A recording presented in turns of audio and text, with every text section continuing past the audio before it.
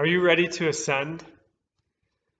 When the Son completed the work with which he was entrusted on earth, the Holy Spirit was sent on the day of Pentecost to sanctify the church unceasingly, and thus enable believers to have access to the Father through Christ. That's a quote from Lumen Gentium, which is a document from the Second Vatican Council. And that quote really sums up the readings for this week. We're kind of in a liminal space between Jesus completing his work and then ascending into heaven, and Pentecost, when the Holy Spirit descended upon the disciples, filling them with the Spirit.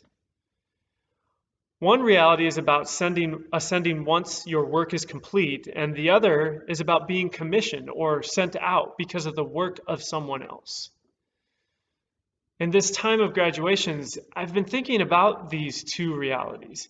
You see, ascension is about having completed some work that then gives way to others being able to continue on in that work and even makes them more capable of continuing that work after we leave. As graduations happen this week, I wonder, are you ready to ascend? The Christian life is about building toward our final ascent, if you will. But there are many ascents, that's many, along the way that help us ready for the great ascension of death. Now, over 16 years, I have seen many students make their way through WashU and the Catholic Student Center. And I have seen many examples of students who were truly ready to ascend as their time came to a close. And in their wake, a descent of love happened for others, that their work could continue on. One example that sticks out is a student who was truly ready to ascend from their time at WashU. He had completed his work well at WashU.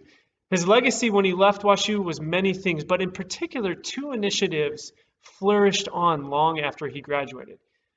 He helped start the Engineers Without Borders chapter at WashU, and he established a freshman small group experience here at the Catholic Student Center that carried on for many years. There were two things that were at the heart of his legacy. One, everything he worked on, he did with others. He did it within a team. And he invited others into that work. And two, the work he did here at WashU was meant to build others up, not himself up. And the legacy of those programs lived on not because of his name, but because of the lives he affected long after he had left, in a way that those who were affected didn't even know him or his name.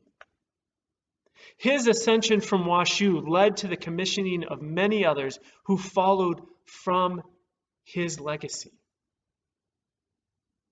What is your legacy? How will you ascend? You see, that quote from Lumen Gentium that I said earlier at the beginning just talks about the work Jesus did to enable others to continue on after he ascended into heaven.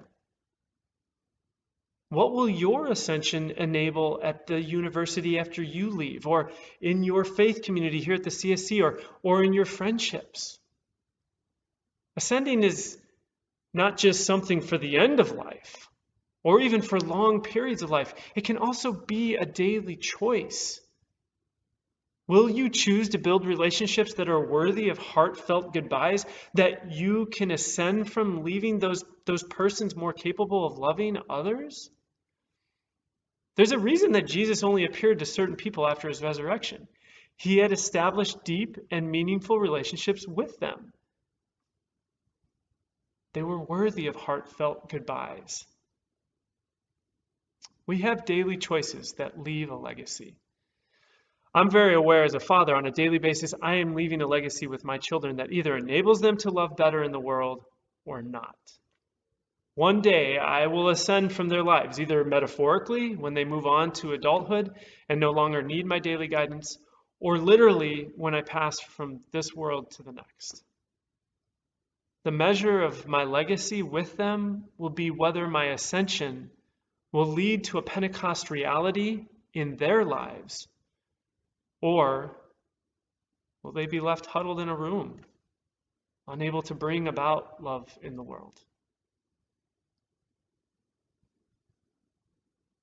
Are you ready to ascend? What will your legacy be?